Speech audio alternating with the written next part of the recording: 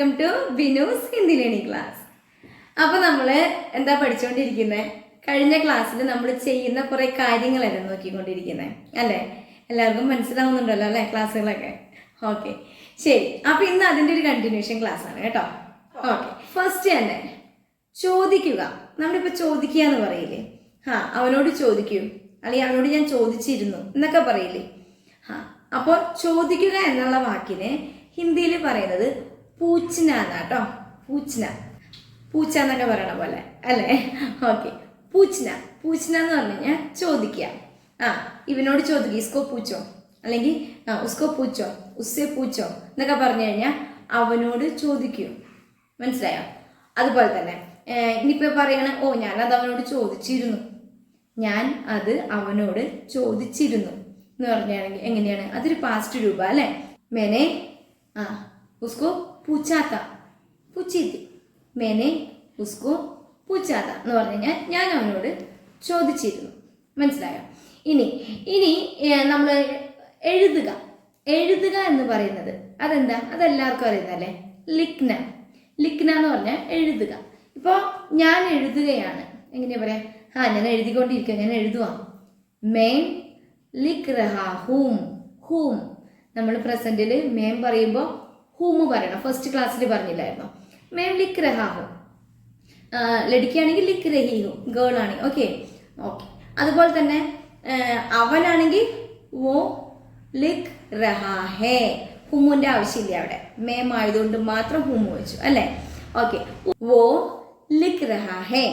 Okay, ഇനിയിപ്പോൾ അടുത്തൊരു വാക്കാണ് വായിക്കുക. നമുക്കൊരു എന്താ പറയുക, ഡൗട്ട് തോന്നുന്നൊരു വാക്കാണ് കേട്ടോ. വായിക്കുക എന്ന് പറയുന്നത് പഠന എന്നാണ്. പഠന. അപ്പം നമ്മൾ പഠിക്കുക എന്ന് പറയുന്നിടത്തും ഇതിടയ്ക്ക് കേൾക്കാറുണ്ട് അല്ലേ? മേ പഠ രഹാ ഹൂം, ഞാൻ പഠിക്കുകയാണ് എന്നും പറയാം. അപ്പോൾ പഠായി കർണയാണ് പഠിക്കുക. മനസ്സിലാവുന്നുണ്ടോ? ഓക്കെ, വായിക്കുക എന്ന് പറഞ്ഞാൽ ഓ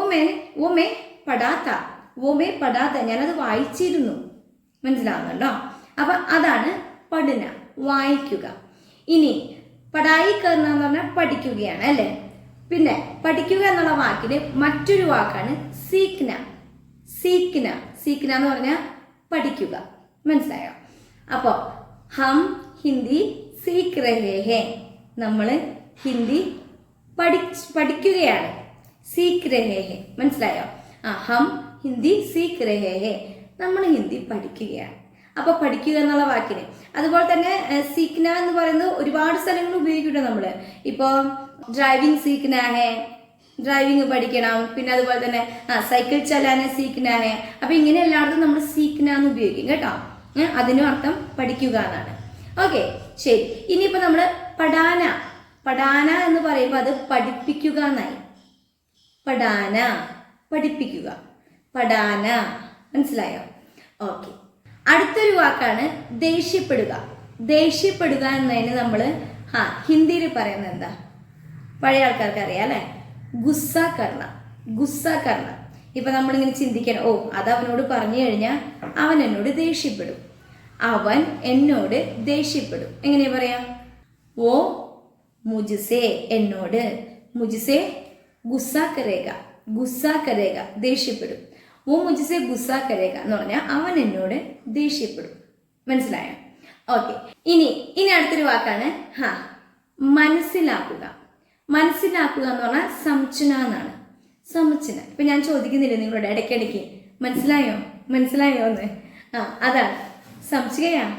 എന്ന് വെച്ച് കഴിഞ്ഞാൽ മനസ്സിലായോ? ക്യാ കൂടി പറയണം കേട്ടോ. ക്യാ സംശയോ എന്ന് വെച്ച് കഴിഞ്ഞാൽ ഫുള്ളായിട്ട് ചോദിക്കുകയാണ്. എന്തത്? താങ്കൾക്ക് മനസ്സിലാവുന്നുണ്ടോ? അല്ലെങ്കിൽ സംശയാ, മനസ്സിലായോ? അപ്പൊ എന്താ പറയാ? സമച്ചുമേ ആരെ എന്ന് വെച്ച് കഴിഞ്ഞാൽ സമച്ചുമേ ആരെ എന്ന് ഉദ്ദേശിക്കുന്നത് സിമ്പിളായിട്ട് മനസ്സിലാവുന്നുണ്ട്, അല്ലെങ്കിൽ സമച്ചുമേ ആയ. സമച്ചുമേ ആയ എന്ന് പറഞ്ഞാൽ മനസ്സിലായി, അല്ലെങ്കിൽ ഈസി ആയിട്ട് സമച്ചുകയാ. സമച്ചുകയാ എന്ന് പറഞ്ഞു കഴിഞ്ഞാലും എന്താണ്? മനസ്സിലായി. മനസ്സിലാവുന്നുണ്ടോ? ഓക്കെ, സമച്ചുകയാ. ഓക്കെ, ഇനി അടുത്തതാണ് ശല്യപ്പെടുത്തുക. ശല്യപ്പെടുത്തുക എന്നുള്ളൊരു വാക്കിന് എങ്ങനെയാണ് ഹിന്ദിയിൽ പറയുന്നത്? പരേശാൻ. പരേശാൻ കർണ. പരേശാൻ കർണ എന്ന് പറഞ്ഞാൽ ശല്യപ്പെടുത്തുക. ഓക്കെ, സോ നമുക്കൊരു സെന്റൻസ് പറയുകയാണെങ്കിൽ എന്നെ ശല്യപ്പെടുത്തല്ലേ, വളരെ സിമ്പിൾ ആയിട്ടുള്ള ഒരു സെന്റൻസ് ആണ്. എന്നെ ശല്യപ്പെടുത്തല്ലേ, നമ്മൾ പറയും നീ ഒന്ന് പോയിക്ക് എന്നെ ശല്യപ്പെടുത്തല്ലേ. എന്നെ ശല്യപ്പെടുത്തല്ലേ എന്ന് പറയുന്നത് നമ്മൾ ഒരു ക്ലാസ്സിൽ പറഞ്ഞു മത്ത്. മത്ത് എന്ന് പറഞ്ഞാൽ അരുത് അല്ലേ.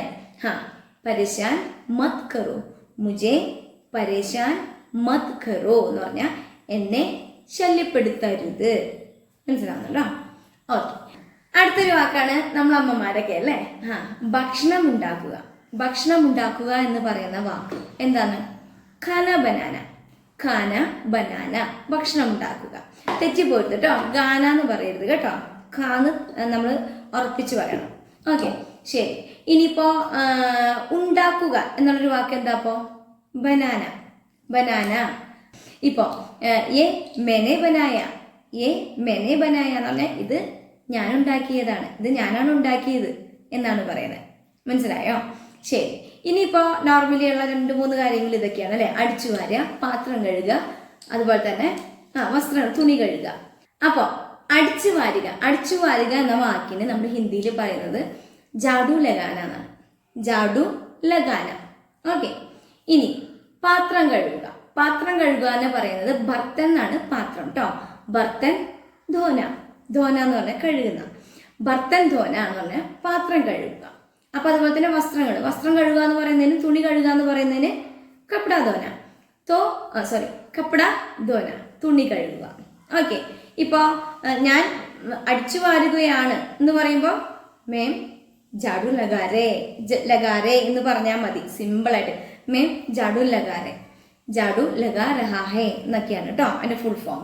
മേം ജാഡു ലഗാരേ അല്ലെങ്കിൽ ബർത്തൻ ധോരെ, കപ്പട ധോരെ എന്ന് പറഞ്ഞാൽ തുണി കഴുകുന്നു, പാത്രം കഴുകുന്നു. സിമ്പിൾ ആയിട്ട് പറയാം. ഓക്കെ, ശരി. അടുത്തൊരു വാക്കാണ് ജോലി ചെയ്യുക.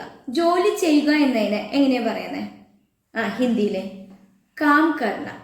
കാം കർണ. ഇപ്പൊ വീട്ടിലായിക്കോട്ടെ, ഇവൺ ഓഫീസിലായി ജോലി ആയിക്കോട്ടെ, കമ്പനിയിലെ ജോലി ആയിക്കോട്ടെ, കാം കർണ എന്നാണ് പറയുക. കാം എന്നാണ് ജോലിനെ പറയുന്നത്.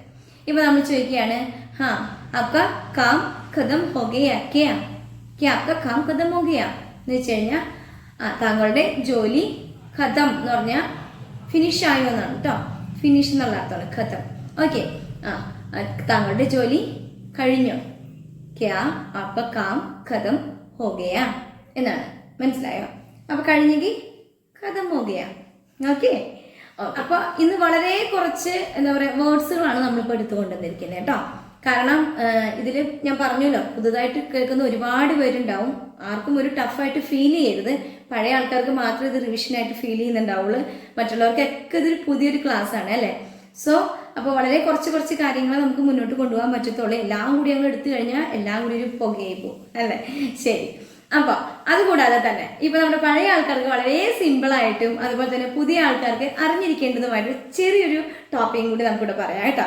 വേറെ ഒന്നുമല്ല, ഇപ്പൊ നമ്മുടെ എന്താ പറയാ, നമ്മുടെ മേത്തുള്ള ഓരോരോ കാര്യങ്ങളുണ്ടല്ലോ. തല, കൈ, അങ്ങനെ ഒരുപാട് കാര്യങ്ങളുണ്ട് അല്ലേ. അപ്പൊ അതിനെ കുറിച്ചൊന്ന് ജസ്റ്റ് ഒരു വിവരണം പറയാം. എന്താണ് അതിനൊന്ന് പറയണത്? വേറെ ഒന്നുമല്ല കേട്ടോ. ഇപ്പൊ നമ്മുടെ തലേനെ എന്താ ഹിന്ദിയിൽ പറയുന്നേ? സിർ. സിർ എന്ന് പറഞ്ഞ തല അല്ലെ. അപ്പൊ മുടീനെയോ? മുടീനെ പറയുന്നത് ബാൽ. ബാൽ എന്ന് പറഞ്ഞു കഴിഞ്ഞാൽ മുടി. ഇതിൽ പലതും നിങ്ങൾക്ക് അറിയാൻ പറ്റുന്നതായിരിക്കും, വളരെ എളുപ്പമായിട്ട് പറയാൻ പറ്റുന്നതായിരിക്കും. വളരെ കുറച്ച് കാര്യങ്ങൾ ചിലപ്പോൾ നമുക്ക് അറിയാത്തതും ഉണ്ടാവും. അപ്പൊ അത് മാത്രം എടുത്ത് സോർട്ട് ചെയ്ത് പറയാണ്ട് ആർക്ക് എന്തൊക്കെയാണ് അറിയണതെന്ന് എനിക്കറിയാൻ പറ്റില്ലല്ലോ. അതുകൊണ്ടാണ് നമ്മൾ കോമൺ ആയിട്ട് നമുക്ക് അത്യാവശ്യമായിട്ടുള്ള കുറച്ച് കാര്യങ്ങൾ ഹിന്ദിയിൽ പറഞ്ഞു പഠിക്കുന്നത്. ഓക്കെ, ശരി. ഇതൊക്കെ നമ്മൾ സംസാരിക്കുമ്പോൾ ഓട്ടോമാറ്റിക്കലി നമ്മൾ അറിയാതെ യൂസ് ചെയ്യേണ്ട വേർഡുകളാണ്. മനസ്സിലാവുന്നുണ്ടോ?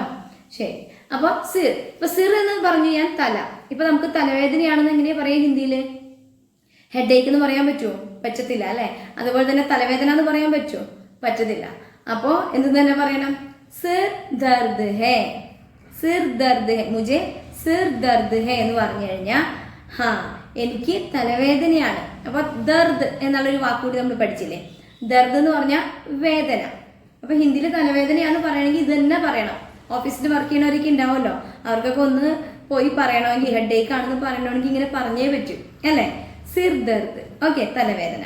ഇനി എന്താ ഞാൻ പറഞ്ഞത്? മുടി. മുടി എന്ന് പറയുമ്പോൾ പറയാം ആപ്കെ ബാൽ അച്ഛേ ഹേ. ആപ്കെ ബാൽ അച്ഛേ ഹേ എന്ന് വെച്ചാൽ താങ്കളുടെ മുടി നല്ലതാണ്. നമ്മൾ ചിലരുടെ മുടി കണ്ടിട്ട് പറയാം നല്ല ഭംഗിയുണ്ട് അല്ലേ. സോ ബാൽ എന്നാണ് എന്തിനാ പറയണേ? മുടീനെ പറയണേ. ഓക്കെ, ഇനിയിപ്പോൾ കണ്ണിന് എന്താ പറയാ? കണ്ണിനെ പറയുന്നത് ആങ്ക് എന്നാണ്, ആങ്ക്. ഇനി മൂക്കിനെ പറയുന്നത് ഒരു കൺഫ്യൂഷനാണ്, നാക്ക് എന്നാണ്, നാക്ക്. അപ്പം മലയാളികളായ നമുക്ക് നാവാണോ ഇനി നാക്ക് എന്ന് ചിന്തിക്കാൻ വഴിയുണ്ട് അല്ലേ?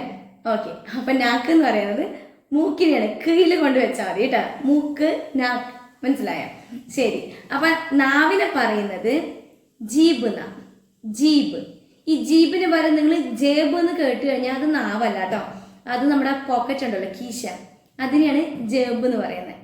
ജീബ് എന്ന് പറയുന്നതാണ് നാവ്. ചെറിയ ചെറിയ വ്യത്യാസങ്ങളിൽ ഒരുപാട് നമ്മുടെ അർത്ഥങ്ങൾ മാറിപ്പോകും. അപ്പം നമ്മളിതൊന്ന് മനസ്സിലാക്കി വെക്കുന്നത് നല്ലതാണ്. മനസ്സിലായോ?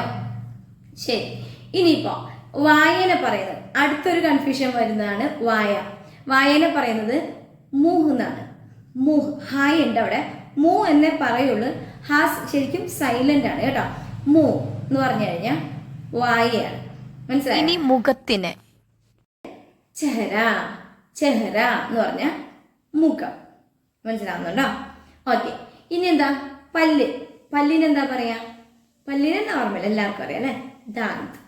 ദാന്ത് എന്ന് പറഞ്ഞാൽ പല്ല്. ഓക്കെ, ശരി. ഇനിയിപ്പോൾ എന്താ? കൈയിനെ പറയുന്നത് ഹാത്ത് എന്നാണ്, ഹാത്ത്, കൈ. അതുപോലെ തന്നെ കാല് പേർ. ഇനിയിപ്പോൾ നമ്മുടെ വിരലുകളെ പറയുന്നത് ഉംഗലി അല്ലെ, വിരൽ, ഉംഗലി. അങ്കുലി എന്ന് പറയാം കേട്ടോ, അങ്കുലി എന്നും പറയാം. ഉംഗലി എന്ന് പറഞ്ഞാൽ വിരൽ. പിന്നെ നഖം അല്ലെ, നഖത്തിന് എന്താ പറയാ? നഖത്തിനെ പറയുന്നത് നഖൂൻ എന്ന് പറഞ്ഞ നഖം. ഇതൊക്കെ നമ്മൾ നഖം വെട്ടു എന്നൊക്കെ പറയുന്നതാണ് കേട്ടോ. ഇപ്പോൾ ബാൽ കാട്ടോ എന്ന് പറയും, ബാൽ കാട്ടനാ ഹെ, മുടി വെട്ടണം. അപ്പം അങ്ങനത്തെ സെന്റൻസുകളിൽ നമുക്ക് ഈ ചെറിയ ചെറിയ വാക്കുകൾ എപ്പോഴും യൂസ് ആയിട്ട് വരുന്നതാണ് കേട്ടോ. അപ്പം ഇതൊക്കെ നമ്മൾ സംസാരിക്കുമ്പോൾ അറിഞ്ഞിരിക്കണം. ഓക്കെ, ഇനിയിപ്പോൾ വയറുവേദന എന്നൊക്കെ പറയില്ലേ നമ്മൾ, സ്റ്റൊമക്കിനെ പറയുന്നത് പേട്ട് എന്നാണ്. അപ്പം അവിടെ ഒരു എന്താ പറയുക, ചെറിയ സാമ്യമായിട്ട് വരുന്ന ഒരു അർത്ഥമുണ്ട്, പേട് എന്ന് പറഞ്ഞു കഴിഞ്ഞാൽ മരം എന്നാണ് അർത്ഥം. ഇനി പേട്ട് എന്ന് പറയുമ്പോഴാണ് ഠായാണ് അവിടെ. പേട്ട് എന്ന് പറഞ്ഞാൽ വയറ്. കൺഫ്യൂഷൻ ആവുന്ന രണ്ട് വാക്കുകൾ അല്ലേ? ഓക്കെ, ഇനിയിപ്പോൾ വയറ് കഴിഞ്ഞാൽ പീട്ട് എന്ന് പറഞ്ഞാൽ മുതുക്, പുറം, പീട്ട് എന്ന് പറയാം. അപ്പം പേട്ട് വയറാണെങ്കിൽ പീട്ട് പുറം. മനസ്സിലാവുന്നുണ്ടോ? ശരി. ഇനിയിപ്പോൾ നമ്മുടെ കോമൺ ആയിട്ട് വരുന്ന കുറച്ച് കാര്യങ്ങളിലൊന്നാണ് ഹൃദയം അല്ലേ? ഹൃദയത്തിന് എന്താ പറയുന്നത് ഹിന്ദിയിൽ? ദിൽ എന്നാണ്. ദിൽ എന്ന് പറഞ്ഞാൽ ഹൃദയം. അടുത്തത് ബ്ലഡിന് എന്താ പറയാ? ബ്ലഡിനെ പറയുന്നത് ഖൂൻ എന്നാണ്.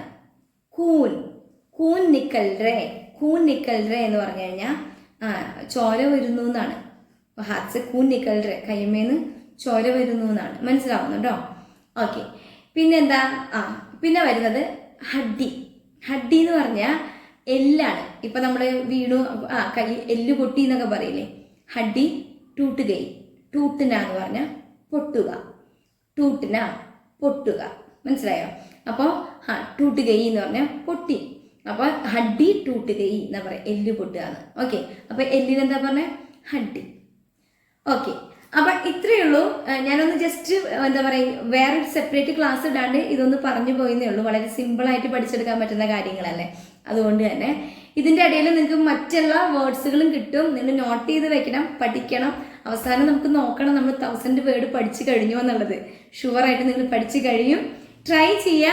അപ്പോൾ ഇന്നത്തെ ക്ലാസ് എല്ലാവർക്കും ഇഷ്ടപ്പെട്ടു എന്ന് വിചാരിക്കുന്നു. ഇത്രയേ ഉള്ളൂ. എന്നും പറയുന്ന പോലെ ആരെങ്കിലും നമ്മുടെ വീഡിയോ സബ്സ്ക്രൈബ് ചെയ്യാതെ കാണുന്നുണ്ടെങ്കിൽ ഒന്ന് സബ്സ്ക്രൈബ് ചെയ്തിടാൻ മറക്കരുത്.